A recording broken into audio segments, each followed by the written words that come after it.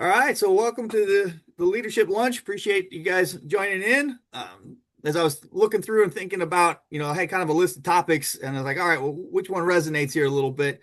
And one of the things that I'm always talking about in both leadership courses and just in general is, how do we go beyond just knowing something and taking things that we're learning and then actually getting where we apply them in real life. And the common term for that is that knowing doing gap and closing that little gap. There's all kinds of cool little visuals of people jumping over bridges and jumping over, cliffs and things like that. We're really just thinking about that.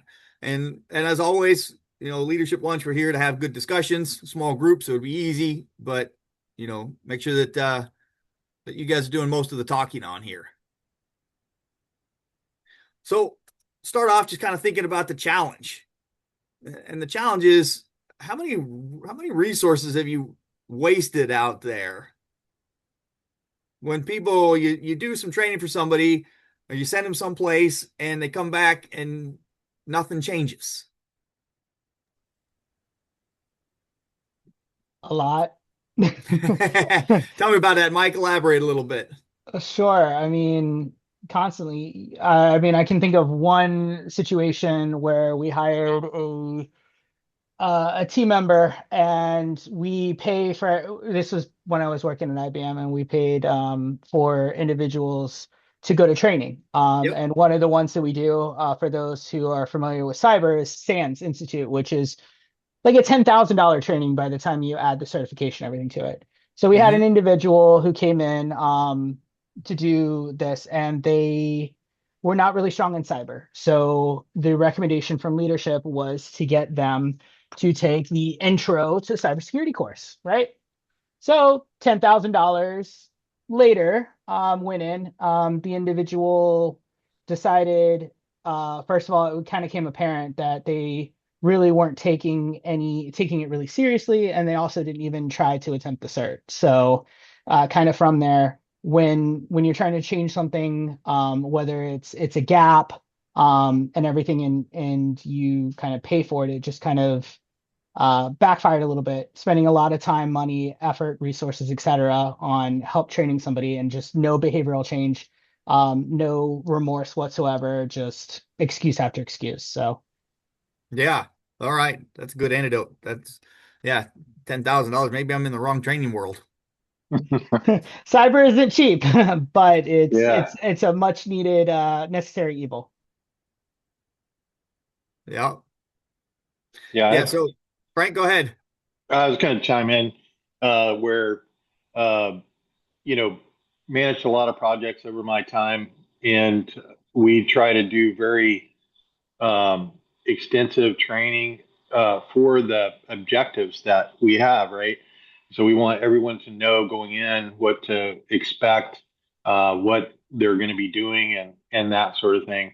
And the crazy stuff is the little things that get you is just you know, well, I can't find the widget that you plug into this or that, and different little things that people you know, they take the open me first bag and throw it, in the trash when that's has all their instructions and everything in it.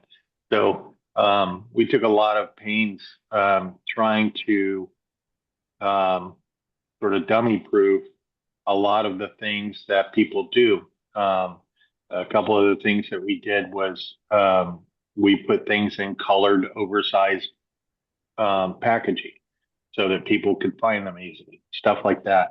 Um, and the level of success increased, but it's not always 100%. But one of the things that comes to mind is McDonald's, which is kind of funny because I just had a quarter pounder. But You didn't I try the worked new with, one? no, no, You don't want to pay $8 for a burger at McDonald's? yeah. Come on. Well, it's the convenience is what you pay for. So, but I worked for McDonald's at once when I was young, and then again for Fujitsu, we deployed some technology for them.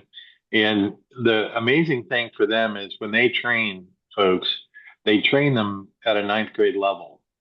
So, everything is very simple and repeatable and that sort of thing. And I learned a lot from that. So when I develop documentation and that sort of thing, I always remember, make it as simple as possible. And if you write it for a ninth grade level now, I think kids have become smarter when it comes to technology. So I think we might have to go to the sixth grade level, but still, that stuck with me. So Yeah. I'll turn it back to you, Ken. Yeah, I always say you can't make things idiot proof because they'll always make a dumber idiot. Yeah, that's right. When there's a will, there's a way, guys. Yeah, yep. Hold my beer. Challenge accepted. But yeah, I mean, think about, Mike, you talked about a little bit about the cost, the dollars that you spend, yeah, the time, but Resource also costs and everything else. Yeah. think about, the opportunity cost. What are people not doing when they're in training that they're not going to go and use, and a lot of things. So that brings us to that a couple things as we think about human behavior. And since I got three of you guys that have graduated from my courses, this won't be new to you, and how I believe this, that we operate under the principle that the basic tenet of human behavior is people will do what they're rewarded for. That's the basic tenet of human behavior. If you're rewarded for it, you're going to do more of it. That's just how we are as humans. And we recognize and reward people for the behaviors we did, and we acknowledge and correct the behaviors that we want changed. That's the way that we create behavior change. So it seems simple enough, but then, okay, so what prevents people from moving past just knowing and getting into doing? What are things that are out there? We won't go into the details, but let's just kind of make a list here of what are the things that prevent people from making that jump. Who's going to go first? Ego. All right, ego. Yep. Hey, I don't need to. I'm good enough. I do this already well enough on my own. I don't need to do it this way. My way's better. All right, by that. Yep. Who else has an idea? Fear of failure. Fear. Yeah. What if it doesn't work? What if I can't do it? What if I look like an idiot? Yeah, absolutely. Fear of failure. That's alive and well. That drives so much of what we do. All right, good. What else? Just understanding the reasoning. Okay, now the why. The why. If they don't understand the why, then to them it doesn't matter. All right. Yeah, I hadn't come up with that one on my list, but I like that one.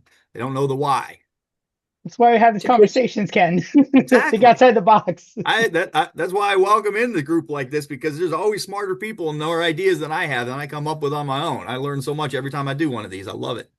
Mandy, how about you? You've been kind of quiet over there. What are some reasons that people don't move past just knowing something and don't put it into practice?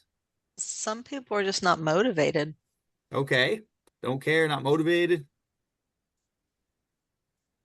All right, I'll buy that. Sarah, how about you? What are some of your thoughts on that? The organization may not be structured to incentivize the application of the learning. Yeah, we're going to cover that one. You're absolutely right. The organization isn't set up, isn't organized, isn't structured well. Love it. Love it. Piggybacking on Mike's comment, they may not see the benefit to them. Yeah, I'll buy that. Absolutely. Who else? Annette, are you able to join us and speak a little bit? I haven't heard from you yet.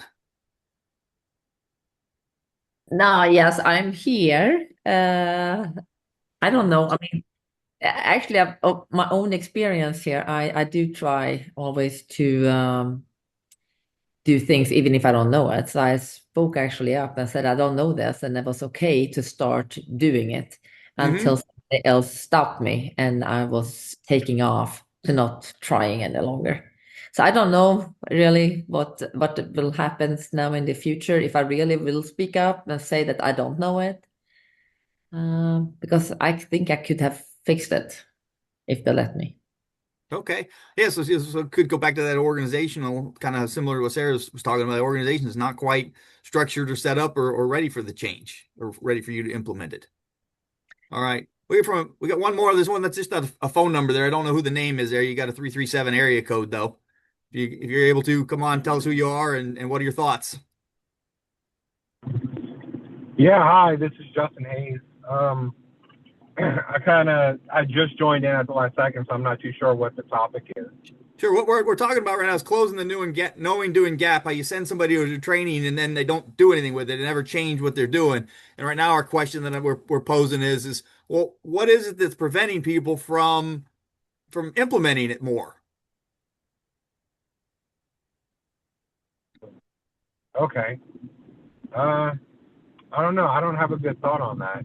No problem, Justin. What we do at our company is we try to have a monthly meeting with the different groups and the departments, and we use that to set up research opportunities and set up training. And during that monthly meeting, we'll encourage people to share what they found and troubles they had, and kind of delegate out work that way. That way, it might not be direct training, but it's stuff you learn on the job where it's you learn it as you use it, and then you can propagate that knowledge to other people, because chances are if you used it, it's going to be beneficial to somebody. Okay. Yeah. So that's kind of where we're moving into next is, all right, well, what do we do about them? So here's the list that I kind of came up with as I was thinking about this and doing my prep for this. These are my ideas that I had. Sometimes the training is bad. It's just not good training. It's not set up well. It's not executed well. A lot of the ones we came up with, I lumped under that themselves. So I had a fairly large list of things that I just kind of bucketed into themselves. They're their own challenge. Not knowing the why, didn't have that one on there, but it's kind of along there. But the fear, overthinking things, prioritization.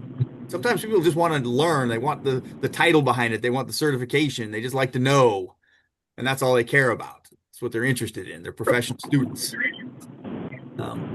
Their biases, I think that comes into their ego a little bit there. Sometimes it's just too hard, and they don't believe in the new one, so that might hit the kind of the why one. Sometimes, let's just face it, some things are beyond people's skill set. That's a reality.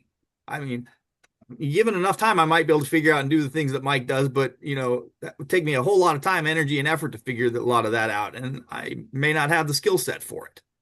That's okay. That's a reality. We all have different skills that we're good at and things that we're not.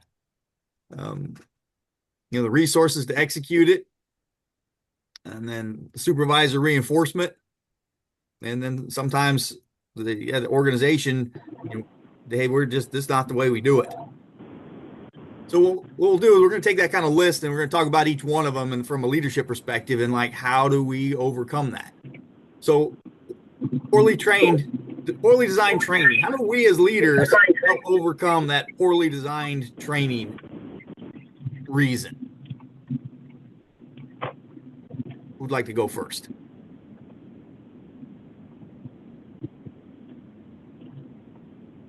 Frank, what thoughts do you have on that one? Well, goes back to what I was saying about the McDonald's, where you make it simplified for them, where they can understand and apply what they learn. And then you give them the resources, which may be reference materials, design, things. Whenever you open a printer, there's a reason that all the pieces in there are green. So that's an example of one way to design training so redesign the training, absolutely, especially if it's internal. If we own the training and we're responsible for it, well, let's redesign the trainers and perhaps get people who are better at it, because there are people who are really good at designing it and there are people that are not so good at designing it. I don't think I know, Mandy, you work in HR. A lot of times training falls under that realm. What other Yeah. opportunities or ways can we figure out better training or better design training? Well, make sure you know the need. You know, what are you training for? Yeah. Yeah. Does it match what you need? And then some of it might be in the little screen of who we have training or where we're sending them. You know, so I'm sure that if somebody wants that certification, there are multiple places they could go that Mike was talking about. Hey, this one does it better than this one does it. You know, this one has a better curriculum. This one's set up better. Choose different providers. Maybe have them talk to like a peer or somebody that has been through the training and kind of have that study group mentality of, hey, this was poorly designed. Well, what key elements did you come up with? What questions do you have? You know, kind of leading with a conversation after fact. Think of it like a hot wash or a debrief of, hey, you just went through this training. What worked? What didn't? Okay, you didn't get a lot. Maybe have you talked to Ken? Ken is a specialist in this particular area. Maybe he has some good ideas, or Ken, kind of like you mentioned, maybe there's some other supplemental materials. And Frank, I think you even might have said that as well, like supplemental materials that they can go above and beyond to get a little bit more of the knowledge. But again, most importantly, I think it was Mandy, the understanding the why. Why does it matter? Why do we have to go through, and why is it important that I understand this? Yeah. And I think that we have to recognize that as leaders, oftentimes we control the pocketbook. We have the control of the checkbook. So making sure that when we decide to write a check that we've validated that it's going to be for the right thing and not just, oh, I want to do this training. I mean, I love training. Don't get me wrong. I do it for, it's part of what I do for a living. So I see the value and understand the value of it, but we have to recognize that as leaders, we got to apply just a little bit of common sense to make sure that we're getting out of it what we think we are. It's kind of the idea of construct validity. Does it measure what we think it measures? Does the training do what we think it's going to do? And if it doesn't, then let's fix it. All right. So this was a long list of things like that. How do we as leaders help people get over themselves in any of these things when it comes to them implementing what they've learned? Veronica, we'll start with you.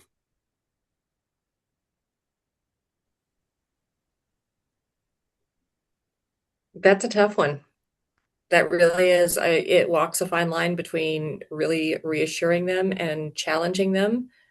I think one thing that I've really picked up is ask them what's holding them back. Ooh. Simply ask them what's preventing you from doing this. Love it. Yeah. See, and it's a broad, open-ended kinda- questions we'll come back to later. Go ahead, Justin.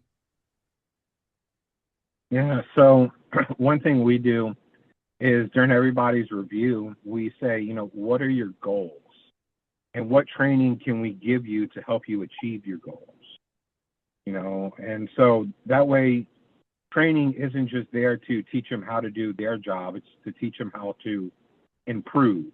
Yeah. And the better understanding you have of whatever you're doing, whether that's technical expertise on how to work a program or, just general job knowledge, we try to encourage that kind of learning. Yeah. Before you send them, you can simply say, look, what do you want to get out of this? What are you going to do when this is done? Absolutely. Yeah. Get a kind of a commitment from them up front before you invest as to what the expectation is when they come back. Yeah. And I like the way that you approached it, Justin. You asked it in the form of a question. What do you want to get out of this versus a statement of, hey, you need to go do this. Because I think if you ask and they can demonstrate why they want to do it and what's the value and what they want to get out of it, it takes away a lot of those challenges. They understand the why. Their ego perhaps isn't getting in the way. Fear, we'll cover that one a little bit later and how we can overcome that one a little bit. Fear is an interesting beast. But I think that a lot of the things that we're going to continue to talk about throughout the rest of the discussion, a lot of those are going to be the things that will help overcome the own individual as well. Rob, appreciate you joining in. Where we're at right now is we kind of came up with a list of what prevents people from doing things differently after they learn something. And we're going through each of those and talking about how do we as leaders overcome those. So here's an interesting one for the next discussion here. Something is simply beyond somebody's ability. What do we do as a leader when there's something that's simply beyond their ability? Who'd like to go first? The word that comes to my mind is reassign. Yeah, I don't disagree. Elaborate on that, Rob. So I'm thinking in terms of like a symphony, because I use music as a metaphor. If the cello's not resonating, play a drum, play a saxophone. Let's put you somewhere else to still be part of this communication symphony. Maybe additional training on the cello, but at some point, if incremental training on the cello is just not working, let's abort mission, go play saxophone.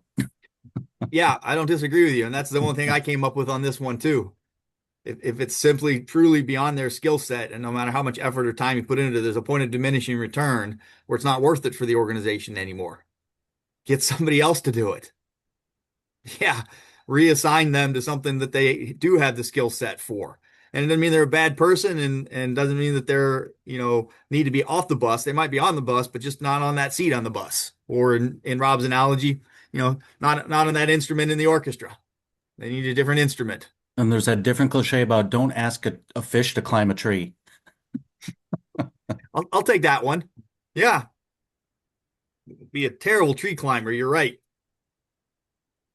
So yeah, I mean, on that one, that's just one of those choices that you got to make and understand that you're not a bad person. That's just not capable of doing that.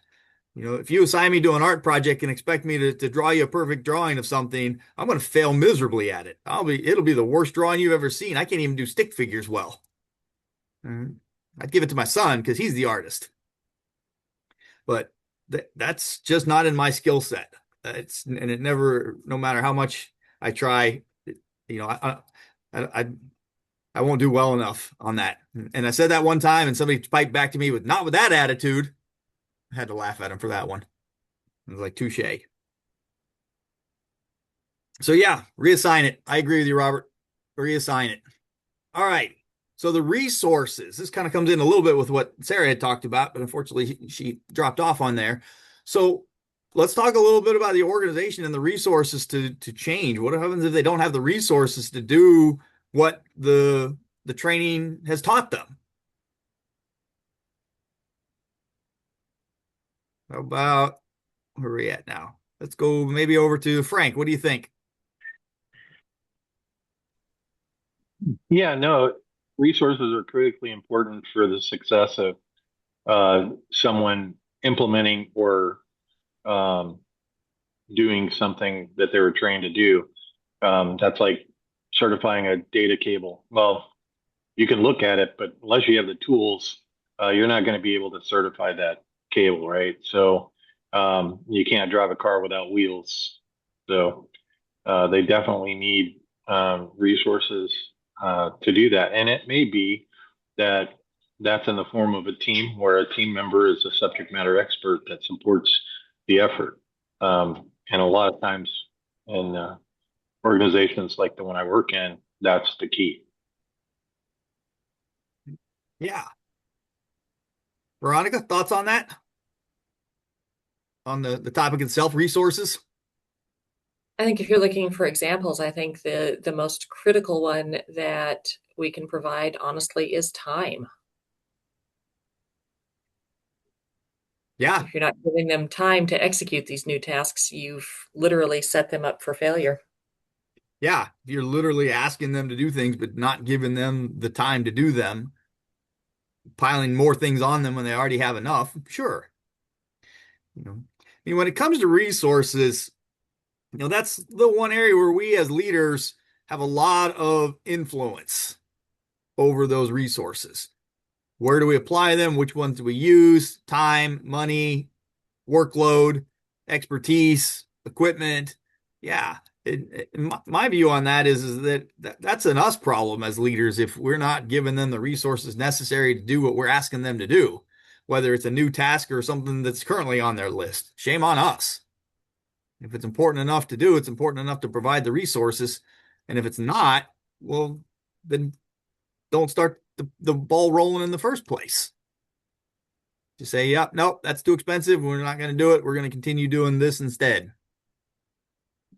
But, it's demoralizing for everybody if you say, hey, we're going to do something, and you send somebody off to go do it, and they come back and they try to do it, and then they don't have what they need to do it. So, my advice to you as leaders on that one is do better. Allocate the resources necessary to set them up for success, or don't ask them to do it in the first place. But if it's important enough for you to have them do it, it's important enough for you to provide the resources. All right. So this is, I think, really the heart and the meat of really what we're at with leaders. And I put my answers up there too early, so my bad. Nope, I didn't set that one up right. Oh well. So lack of proper reinforcement and feedback. Let's talk about this one, because this is the one that we as leaders need to really focus the most on, that we control the most, and we can have the biggest influence on there. So what are the challenges, and how do we do this better?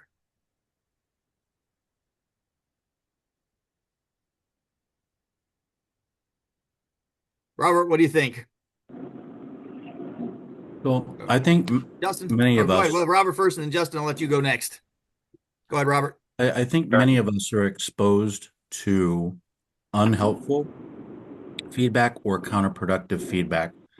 What I have decided over the last few years is I created a template that focuses on our 3 major communication channels, which are meetings, email, and structured documentation. So I hyperstructure the feedback template so that really whatever your feedback might be about a person, positive, negative, or otherwise, I ask my team members to translate it into a request about their meeting etiquette or their email etiquette or their contribution to documentation.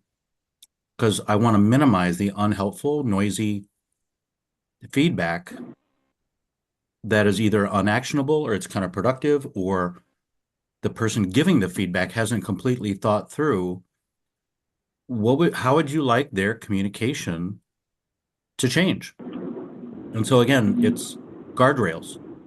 What do you want about their meeting etiquette to change? What do you want about their email etiquette to change? What do you want about their contribution to documentation to change? So again, it's minimizing noisy or unhelpful or even counterproductive feedback, because I think that is rampant. Yes, I don't disagree with you. Justin, you had some ideas or thoughts on this one? Yeah, so my thoughts are, you have to have the employees buy into it, right? And you have to have a reason for the training. For years at my company, it's been a literal boxing match between management and employees, just trying to organize what training needs to get done and when, and what improvements need to get done and what training is needed for those improvements. And so you just have to have buy-in, and you have to have a realistic export to come out of that training, right? And something beneficial and useful.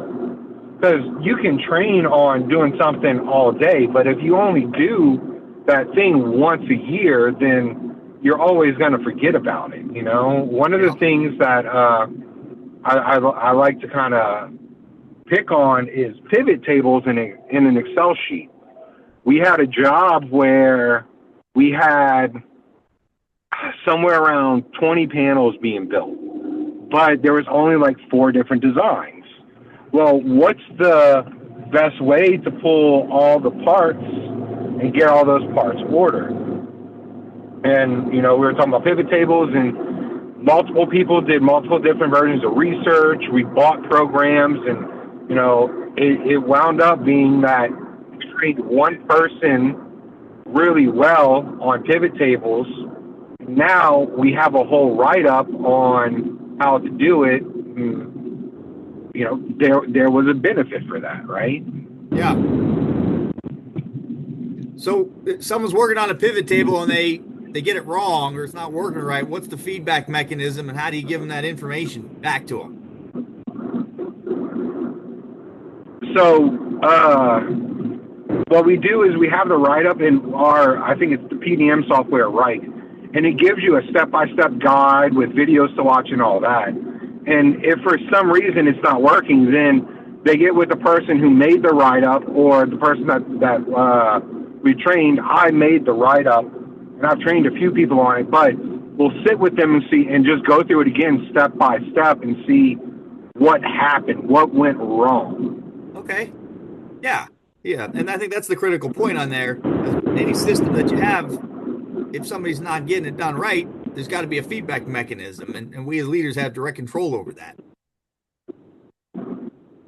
All right. Yeah. Veronica, I'm going to pick on you again because I know that you're really good at feedback with your teams, and you have a lot of reoccurring and new events and new training and things like that through your organization and stuff.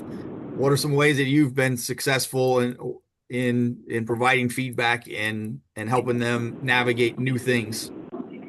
So it really starts with you set very clear expectations. And even before we start a training, saying that, okay, so at the end of this training, the objectives are that you will be able to do X, Y, and Z. And then when you come back and you follow up, and I think that's the critical piece that a lot of people lose is the follow-up. That way, when you follow up, you're able to give that expectation and then give your observation of that expectation. Yeah. Yeah. So she described what I put up there on as the magic formula. But as we think about it, you as the leader, I like you see the phrase up there, you get what you settle for. If you send somebody and they're not doing things the way that you expect based upon where you sent them, and they're not living up to those, and they're not doing the things that you expect, and you say nothing, you get what you settle for then. That's what you're going to get. You're going to get no change. But if we take the time and the energy and the effort and the care to give proper feedback, then that's what we're going to do. But the magic formula, for those who haven't heard me talk about it before, magic formula is that you state what you expected versus what you observed. And that's what Veronica just kind of described in her example in there. Hey, the expectation is that you're going to do this. Justin kind of talked a little bit about it as well. Hey, the expectation is the pivot table go like this, this, and this. And then, well, what did you observe? Now, here's the critical part of this observation. It's something you can take a picture of or a video of. It's got to be an observation, not a conclusion. So that's what's critical, is that it's a true observation. You can't take a picture of it or a video of it, then you're missing out.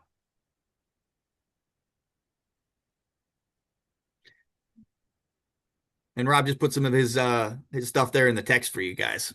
Robert did.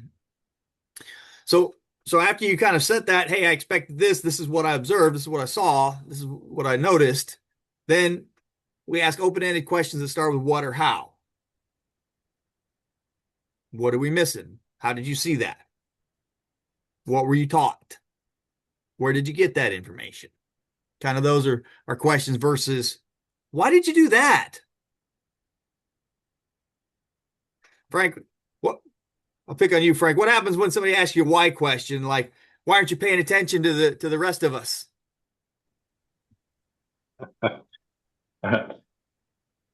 That's well, I've never been asked that because I guess I pay too much attention to people, but yeah, I think for me the key is it's a feedback loop where you give instructions, and there's a job to be done, and then at the end of that cycle, there's a feedback loop, right? So it's important to close that loop and to evaluate the performance of that task or job, and then get the feedback from the person that performed that task.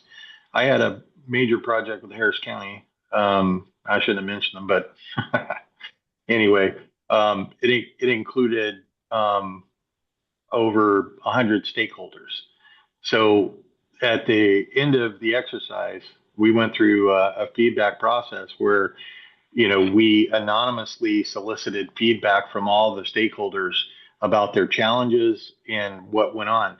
And the interesting thing that we found out, especially when it was truly anonymous, was people were very honest about their feedback, and that honest feedback landed at management, where if management would have given me the resources I needed, which was X, Y, and Z, we could have done better, or we could have fixed this problem and it wouldn't have happened. And then there was some technical challenges that came up, and then all of the SMEs got to review that and figure out what to do better the next time. So it's that cycle of communication and making that sort of a normal process within your business and management style is, I think, helpful. Yeah, no, I agree. On my personal note, I'm not a fan of anonymous feedback. We're in an organization where we can't have those conversations and put our name to it, and we're afraid to give that feedback. It's not anonymous, then we still got a long ways to go with our organization. Right. No, that's true. Just me. Yeah. Now that's not a fan of anonymous feedback. That points to failure in management there. Yeah. I agree. But Mike hit he put it in the chat in there, why we want to avoid why questions. Yeah, it puts people on the defensive. If you ask somebody why, they're immediately like they're ready to defend themselves. They're like, oh, what did I do wrong? They start coming up with excuses, and you lose dialogue. You lose and they shut meaningful down. dialogue. Yep, they shut down. They very easily can shut down. They can become combative. They go into defense responses, which are not healthy for good, meaningful dialogue. So that's part of the magic formula. And then, diagnosing whether it's a skill, will, or resource deficit. Well, that's what we've been covering this whole time. We've already covered resources. We've already covered skills, and we covered will a little bit. So understanding, well, what's really going on with it. That's the critical thing that we as leaders oftentimes just don't spend enough time making sure that people follow through with what we want them to do. We don't manage those expectations. We don't clarify them up front. The technique that you guys have talked about too, make them tell you up before they go, before you even approve it, what are you going to do afterwards? So yeah, I think that those are the critical things there as the leader.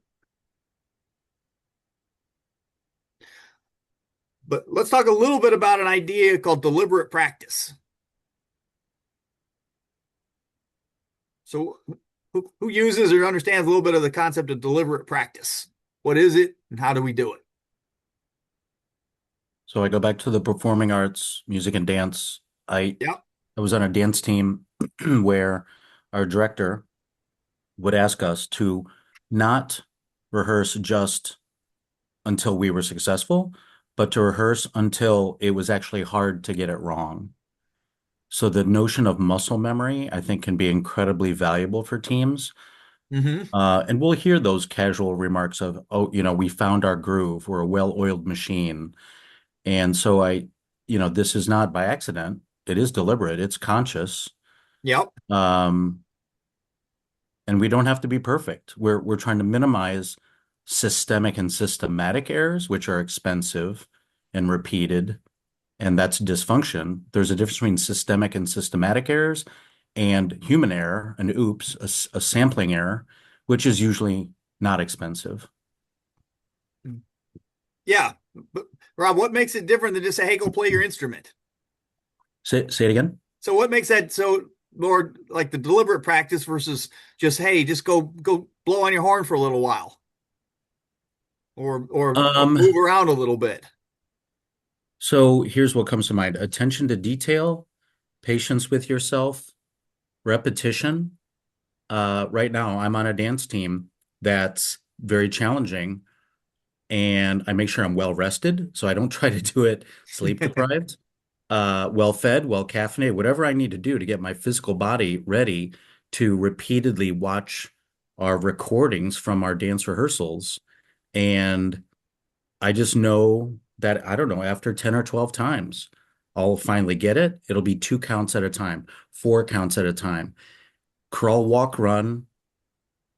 And what is the Stuart Smalley thing from ancient SNL? I'm good enough, smart enough. People are on my side. They don't want me to fail. So we could talk about grit, but it's patience and perseverance for yourself, dedicating yourself that eventually I will be competent in this, but it's not going to happen overnight. I got to put in the time. How many practice free throws was Michael Jordan and Kobe Bryant, and pick the sports hero. They're the ones who are in the gym last, right? Repetition, reps. Got to get in the reps. Yep. So there's countless examples in music and sports, I think, about my favorite quote might be about Yo-Yo Ma, the cellist. A fan said to him, "I would give my life to play cello like you do." And his response was, "I did." Yep. I think those are all good examples of deliberate practice. Yep. And remember, gosh darn it, people like you. That's right. I bastardized Stuart Smalley's wisdom. You got it right. So the one thing in there that resonated the most with me is you said we went back and watched the video.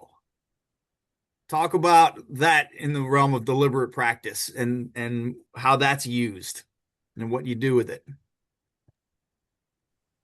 Well, we know what good looks like.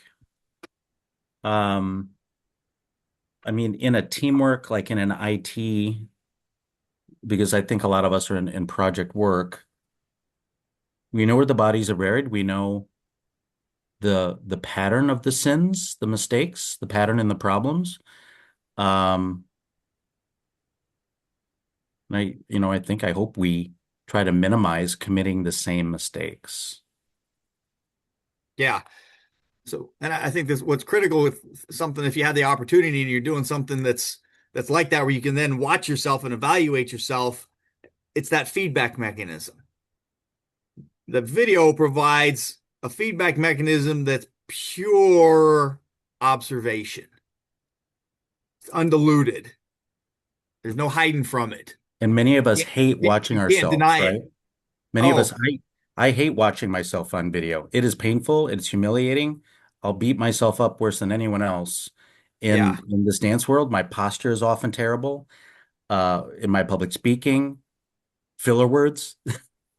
I teach a class for public speaking and presentations, and part of that is we record them and then watch it with them, and boy, does people get uncomfortable with that. I had one person that literally was just like, "Yeah, I'm not doing this anymore." He like noped right out of the coaching because he was just so uncomfortable with it. But yeah, I think that's important, is that we as leaders need to encourage deliberate practice. And there's some elements about deliberate practice that are different than just practice. Because as you see at the bottom of there, my quote that I like that I've been using for a long time, I heard it when I was a kid: practice doesn't make perfect, practice makes permanent. Perfect practice makes perfect. So if you just do something, but you do it wrong all the time, then you're going to continue to get it wrong all the time. But deliberate practice is very specific. It's very well defined. And again, I'm going to use Robert's example on here because it fits this model perfectly. So I don't have to make one up on my own. But, very specific. Hey, this is the move. This is what we're doing. This is what right looks like. This is what we're practicing today. Focused, your full attention. Talked about, is he in the right mind? Is his body set? Has he rested well? Are all of those things there? The feedback mechanisms and the modifications from it, the video, you as the leader are that feedback mechanism. Hey, this isn't quite exactly what we're looking for. We need to do this, this, and this. This is what you got right. This is what you missed. and it delivered in an effective, helpful, caring manner. Not, well, that was dumb of you, or things of that nature, but with heart and compassion and a genuine desire for the person to figure it out and get better. Deliberate practice is about doing things that we don't know how to do. We're not comfortable with it. We're trying new things. Growth happens on the fringes. It doesn't happen from where we already are comfortable. It's a tough reality that you have to be uncomfortable and you have to be willing to get it wrong. And in general times, you have to get it wrong to actually grow. That's the nature of growth. The other thing about deliberate practice is it usually has like a known method or a known process. It's not discovery learning. You're not figuring out a new way with deliberate practice. There's a known way. If you're experimenting and trying to figure things out, that's awesome. That's cool. That's great. That's not necessarily deliberate practice. There's always a place for that. But it's important to recognize that it's not quite the same as deliberate practice. Deliberate practice usually has a known way of doing it, a known right way. So I think that we as leaders need to encourage deliberate practice, a little bit more focused practice, as opposed to random time spent on it. Because that's, may work, it may not.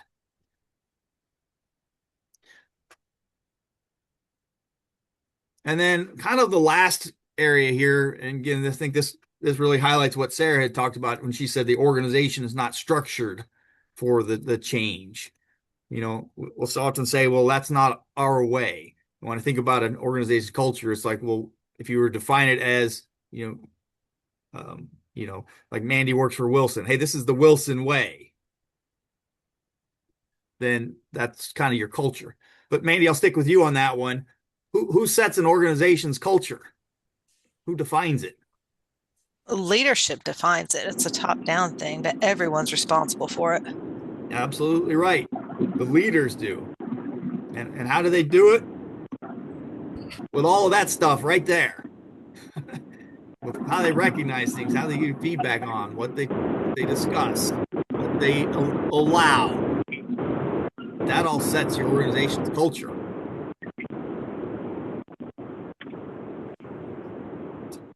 Other thoughts on how we as leaders then facilitate implementation of those changes, and we facilitate that through the organization's design.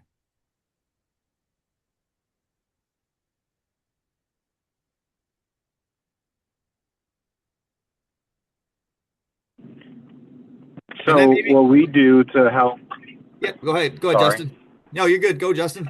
What we do to help people adapt to the culture is we tell them that, they're the culture too, right? We like to encourage new ways of doing things. We don't, I personally have the issue of being resistant to change, like some people do. And I constantly have to push myself to accept change. And it always helps when you get a new set of eyes on something and they can say, well, wouldn't it be easier if we did it this way? I have two new guys, and one of them has been using AI in manners that we never thought, and suggesting new processes for things we do that were just so complicated. And just getting a new set of eyes into the company just helps see stuff that you're just like, oh, well, that's the way it is. That's the way it's going to be. Yeah. But encouraging the want to change, I think, is a big thing. Yeah, no, and I think that you're absolutely right. And we go back to Mandy's point there, how the leadership impacts that is because, well, if somebody tries something new and you're like, well, don't do it that way. We do it this way. And they say they want innovation, but when somebody gives them an innovative idea, they just shut them down. Well, that's not going to reinforce somebody to want to go be innovative and try new things. So you're absolutely right. You set those things, and then how you respond, that has a direct impact on whether or not you're going to get more or less of it.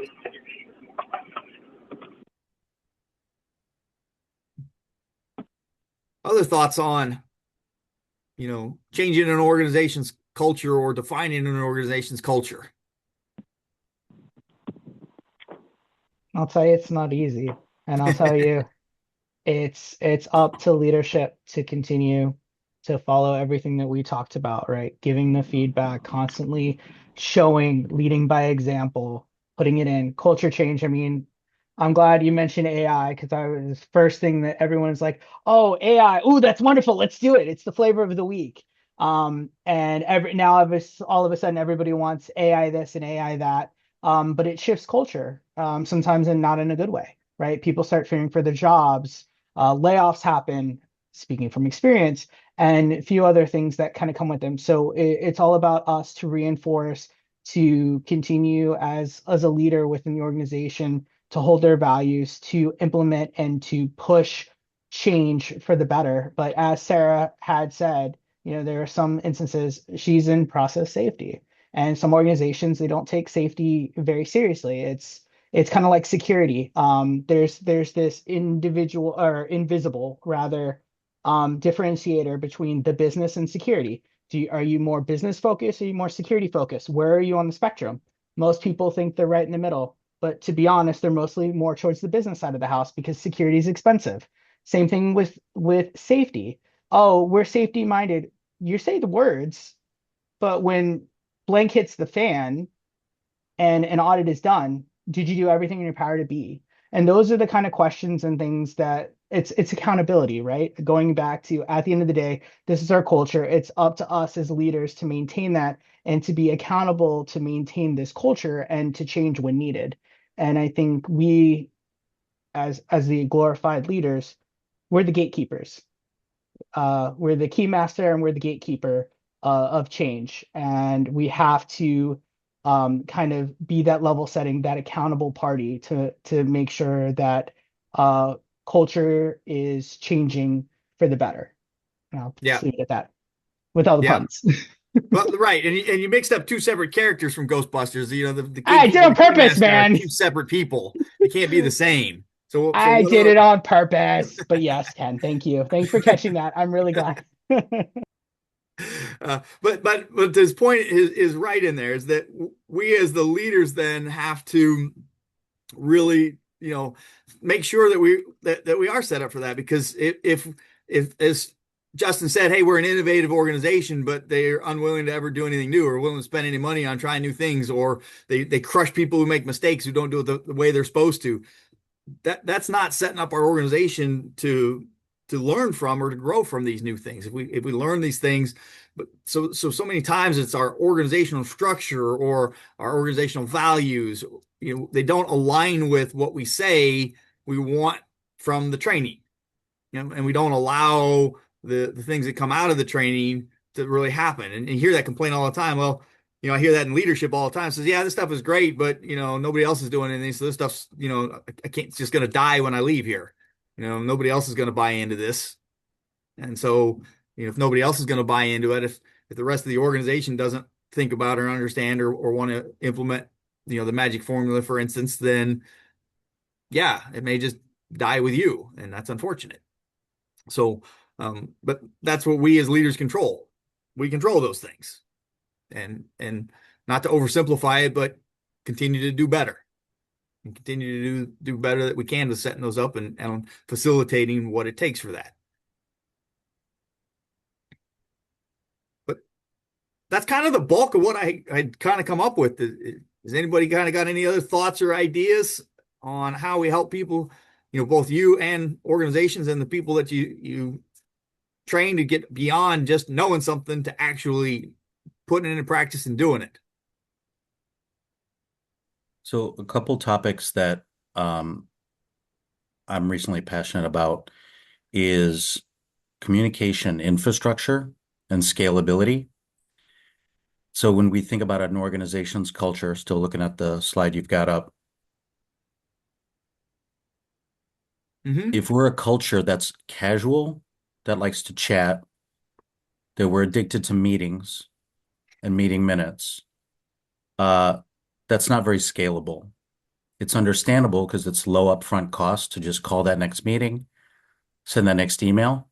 But as the volume of communication rises, why is it also understandable that we get frustrated with back to back to back to back to back meetings? It's high marginal cost. And these are communication traffic jams. And we have to decide, are we going to like organize and push work according to what I'll call the infinite activity, right? Because if you ride up in an elevator with your CEO and they ask, "Hey, how's that project going?" You're not going to answer in terms of infinite activity saying, "Oh, it's going great. We've held 100 meetings, or we've generated 150 meeting minutes, or we've exchanged 700 Slack messages, or 5 Jira tickets," right? If you're answering in those terms, you're answering in terms of infinite activity. The opposite is finite productivity, where a team conveys, it knows what success looks like. And finite suggests math and a number. Doesn't have to be complicated. And that number doesn't have to be rigid. It just has to be explicit. So a mature team knows its finite productivity. It knows its math, and every lessons learned iteration is prone to fine-tuning. Yes, symphony reference intended, fine-tuning your finite productivity. But that's very formal. So meetings and emails are wonderful servants. They're horrible masters. And so that's why, documentation, why is it unpopular? It's high upfront cost to create, just like any infrastructure. Well, then why do we do it? Because it's low marginal cost to benefit from it, onboard someone, collaborate. Well, we forgot Judy in accounting, our 97th stakeholder. But formal documentation, if you want to set your future team up for success, you will document your work. And if you want to set your future team up for failure, you will store that stuff in your head, tribal knowledge, and let it walk out the door. So we shouldn't be surprised at the unpopularity of documentation, because it's a form of discipline. I totally get it. But this is something I'm wrestling with, is encouraging teams to get out of this addiction to infinite activity and become obsessed with your finite productivity, because that will lead to systematic success. Just like my dance instructor said, don't practice until you get it right. Practice until it's hard to get it wrong. And so any team that has a finite productivity and has that number is destined to succeed, because leadership now has authority and accountability coupled, where too many, if you're addicted to infinite activity, most of those teams decouple authority and accountability. So how many of us have been accountable for certain work without that corresponding authority, which means some other clown has authority without accountability. And that sets teams and individuals up for failure. And the RACI matrix, for those of you who know the RACI matrix, institutionalize and make sure that we decouple authority and accountability. Well, the more, anyone who's using the RACI matrix, of course, you shouldn't expect your success rate to be high, because you are decoupling authority and accountability, right? The org chart defines authority without accountability, and the RACI matrix defines accountability without authority. So of course you're setting yourself up to fail. This is why these, project failure rate stats aren't changing. So I'm clearly on my soapbox now, but I'll go back to the culture, the formality, the durability, right? Meetings and emails, the work is depreciating and it's disposable. Formal documentation doesn't depreciate. That is the durable stuff, and it sets the next project up for success. And that's why the discipline, it's valuable. We're not going to put infinite activity on our LinkedIn profile. No one puts on their LinkedIn profile, "I'm an expert in meeting minutes. I know how to, AI generated meeting transcriptions." No one puts this infinite activity on their LinkedIn profile, but day to day, we're spending much too much time wallowing in infinite activity. But Robert, your soapbox is fantastic. I like listening to you on it. I'm relieved. Thanks. And your insights. Go back on mute. That's okay. I always pull some little tidbit out of there. I still use your dance one, the steps versus the style. I still use that one regularly. But no, I appreciate it. But as we kind of close up here and wrap out here, I don't think I have anything else. other than, oh, yeah, it all goes back to our accountability skills. Got my schedule coming up for my leadership courses. A lot of you guys are in the Houston area that are on the call today here. I'm coming there in May, looking for good people that are interested and want to come through there. So Frank, if the county will support it, would love to see if you can come through there. And anybody else that's interested, of course, please let me know. Anything else I can do for you. Otherwise, I'll stay on it as long as anybody wants to talk, but it's 1:00. We start on time, we end on time, and I appreciate everybody's participation. It's a great discussion. Thank you very much. Thanks, Thank Ken. you. Yeah, we'll see you when you get to Houston. And yeah, appreciate you doing this. Take care.